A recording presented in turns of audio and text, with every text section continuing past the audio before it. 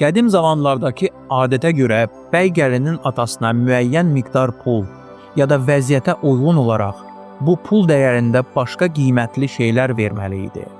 Bu ənənə nikahın zəmanəti sayılırdı. Valideynləri öz ailəsini maddi cəhətdən təmin edə bilməyən ərlərə öz qızlarının taleylərini etibar etməyi təhlükəsiz hesab etmirdilər.